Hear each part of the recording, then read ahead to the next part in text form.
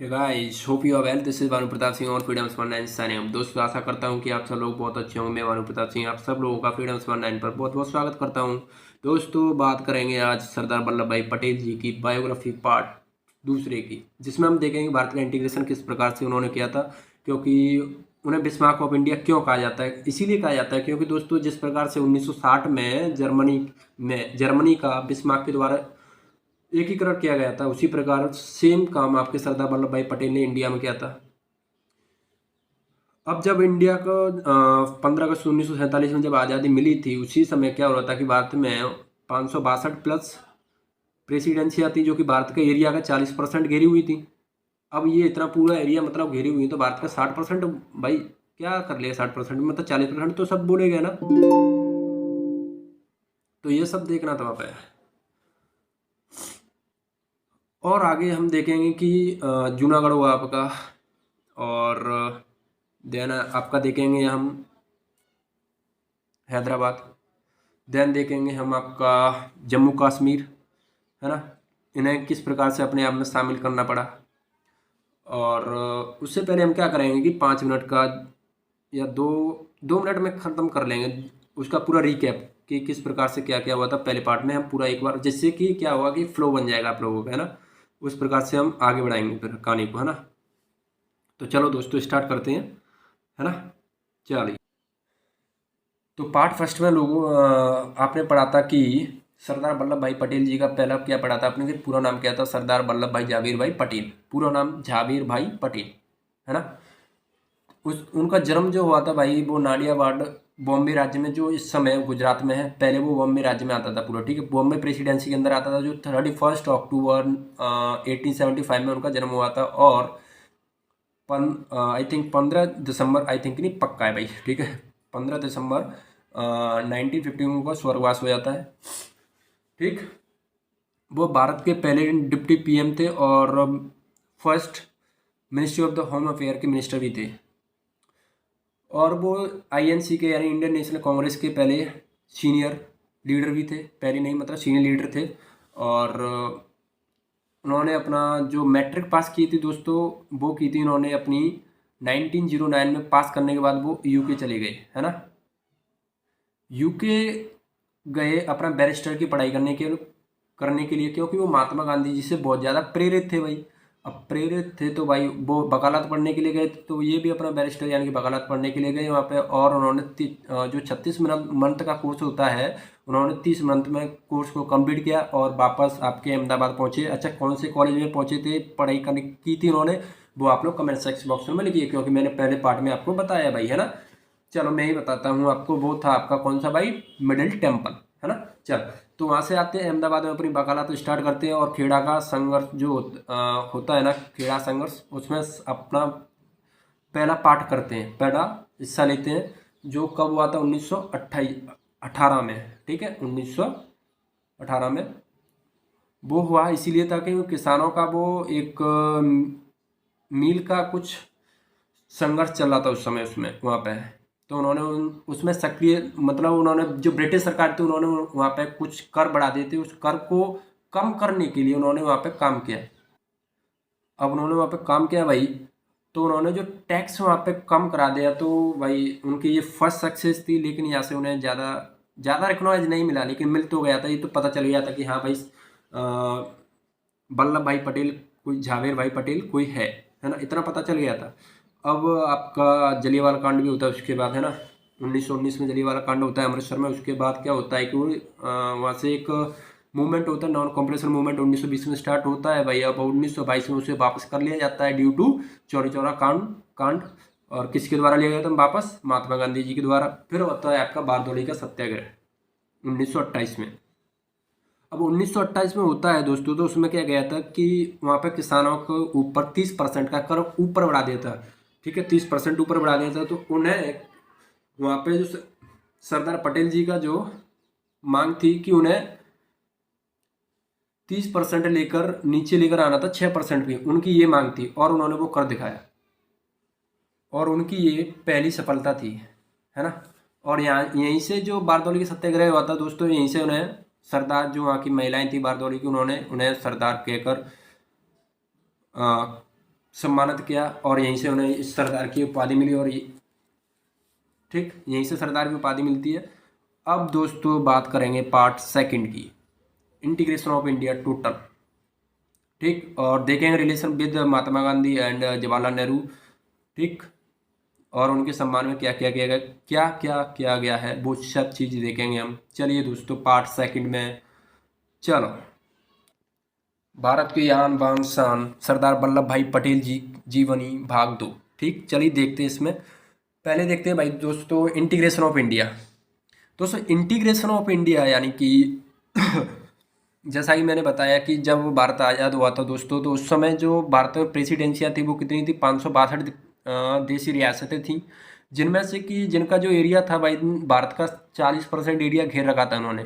ज़्यादातर जितनी भी प्रेसिडेंसियाँ थी उन्होंने सब ने एक्सेप्ट कर लिया था भारत में मर्ज होने के लिए, लेकिन उनमें से 3 प्रेसिडेंसियाँ को छोड़कर केवल 3, एक थी आपकी पहली जूनागढ़, देन उसके बाद हैदराबाद थी, एक जम्मू कश्मीर थी, है ना।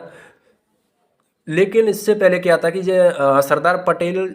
सरदार वल्लभ भाई पटेल और बीपी मेनन ने साथ में मिलकर कई रियासतों को पहले ही अपने आप में मिला लिया था। यानी कि जो आपका स्वतंत्रता संग्राम चल रहा था उससे पहले ही उन्होंने इसमें मिला लिया था दोस्तों, है ना, क्योंकि उन्होंने काम करना शुरू कर दिया था।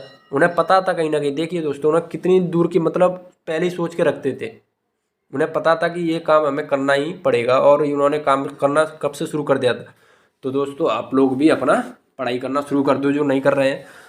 और यार देखो सभी लोग देखा करो, है ना, और अपने फ्रेंड्स वगैरह में सभी को शेयर करो और सब्सक्राइब कराओ उस चैनल को, है ना। चलिए आगे बढ़ते जूनागढ़।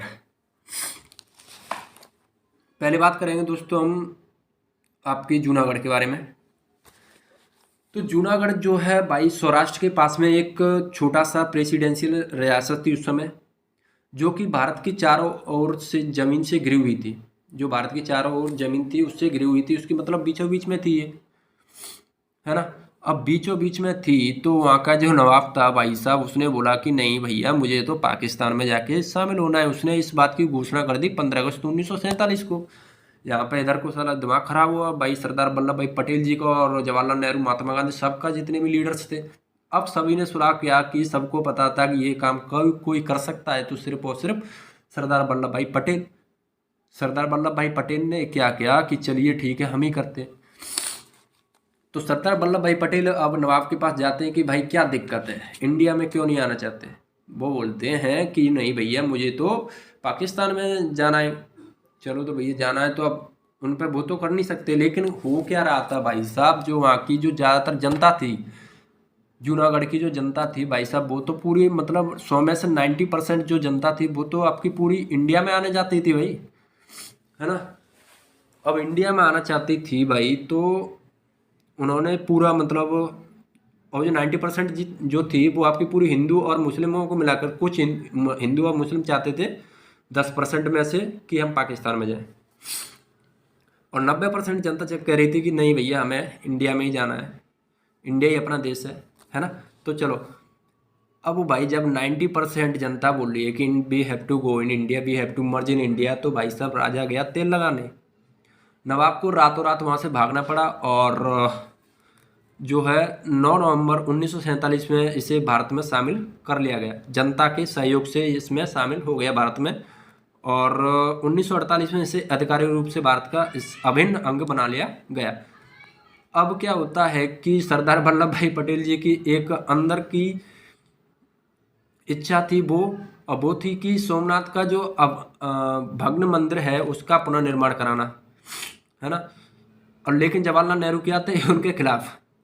अब जवाहरलाल नेहरू उनके कई हर बार मना किया, नहीं पटेल साहब ये रहने दें, इससे बहुत सारे मतलब दिक्कतें क्रिएट हो सकती हैं। लेकिन पटेल साहब कहाँ मानने वाले थे, पटेल साहब नहीं मानने वाले, तो उन्होंने 13 नवंबर को इसे कंप्लीट करा दिया। हाँ उसी बीच भाई 1948 के बीच में, ठीक। फिर बात करेंगे अपन लोग अब आगे हैदराबाद की। अब हैदराबाद भाई सभी रियासतों में सबसे बड़ी रियासत थी जो कि भारत की सेम थी भाई। देखो हैदराबाद में उस समय आपका पूरा कर्नाटका, मैसूर, MP, और उड़ीसा तक पूरा मतलब आपका हैदराबाद के अंदर आता था उस समय, है ना, क्योंकि उधर से तो वो अलग कर दिया था ना भाई बंगाल से। सॉरी यार, बंगाल से उस समय अलग हो गया था वो। चल आगे देखते हैं। तो जो नवाब था भाई साहब वहाँ से वो कह रहा था कि नहीं भाई मुझे तो पाकिस्तान को ज्वाइन करना है, क्योंकि पाकिस्तान का भाई देखो जो उस पर जितनी भी फंडिंग थी उसके भाई उस समय जो नवाब पे था ना कि काफ़ी ज़्यादा जनता का लूटा हुआ माल होता था। तो जितना भी उसके पास पैसा था उसने सबसे पहले क्या कर दिया कि पाकिस्तान में अपने एक रिलेशन रिलेशन जो भी उसका रिलेशन में था, एक दोस्त था कोई भी था, उसके अकाउंट में पूरा पूरा मनी ट्रांसफ़र कर दिया भाई। यानी कि पैसा तो भाई इंडिया का था ना, वहाँ पे क्यों उसने तो कर दिया। अब वो रातों रात खुद भी गायब हो गया वहाँ से। बताइए, इंडिया का मतलब आज का मतलब बहुत पैसा है यार वो, है ना, उन्होंने गायब कर दिया। लेकिन उन्होंने एक और बोल दी, नवाब साहब ने बोला कि भाई जंग की धमकी भी दे दी थी उन्होंने। सरदार साहब बोलते हैं भाई साहब, सरदार साहब को युद्ध की धमकी देना मतलब खुद के पैर पर कुल्हाड़ी मारने के समान है। ये बात शायद वो नहीं जानता, लेकिन अभी बहुत जल्दी वो जानने वाला था, है ना।